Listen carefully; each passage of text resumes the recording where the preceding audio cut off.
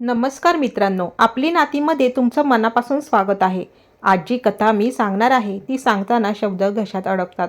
कारण आजची गोष्ट आहे एका आईची आणि तिच्या पोटच्या लेकरांची.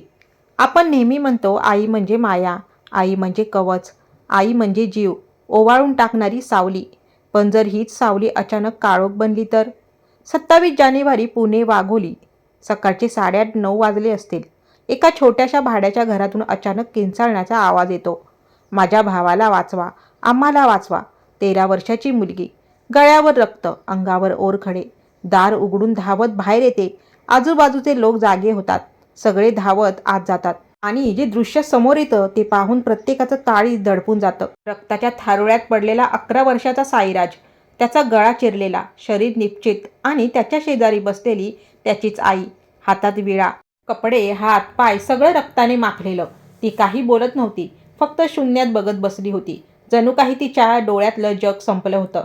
या आईचं नाव होतं सोनी.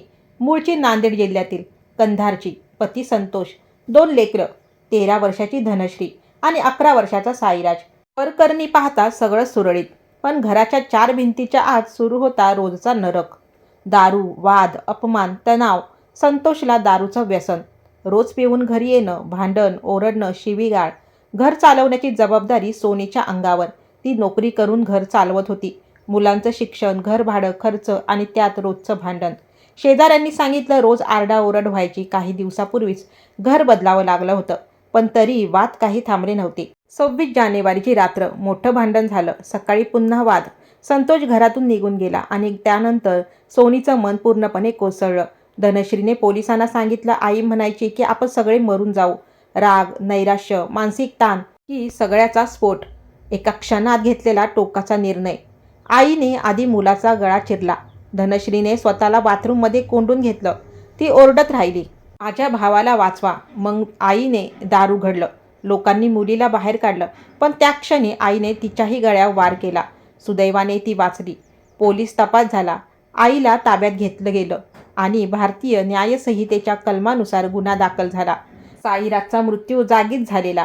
धनश्री रुग्णालयात उपचार घेत आहे. यामागचं कारण अजूनही पूर्ण स्पष्ट नाही, पण एक गोष्ट स्पष्ट आहे. एक कुटुंब तुटलं, एक लेकरू कायमचं निघून गेलं आणि एका आईचं आयुष्य संपलं, जिवंत असूनही.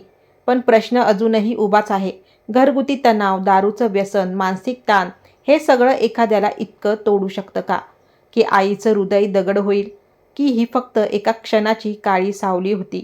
मित्रांनो, कौटुंबिक वाद, तणाव, मानसिक त्रास हे सगळं खूप धोकादायक असू शकतं. पण त्यावर उपाय आहे, संवाद आहे, मदत मागणं आहे. मृत्यू हा उपाय नाही. एका क्षणाच्या रागात संपूर्ण आयुष्य उद्ध्वस्त होतं. आज साईराज नाही, धनश्री आयुष्यभर ही घटना विसरणार नाही आणि एक आई आयुष्यभर कारागृहात. पण तिच्या मनातला तुरुंग कदाचित त्याहूनही भयंकर असेल. जर तुम्हाला ही कथा मनाला भिडली असेल तर एकच विनंती, आपल्या घरात संवाद जिवंत ठेवा. एकमेकांना समजून घ्या, कारण नाती वाचली तरच घर वाचतं. मी आहे अर्चना आणि तुम्ही पाहत होता आपली नाती. पुन्हा भेटू एका नव्या कथेसह. तोपर्यंत धन्यवाद.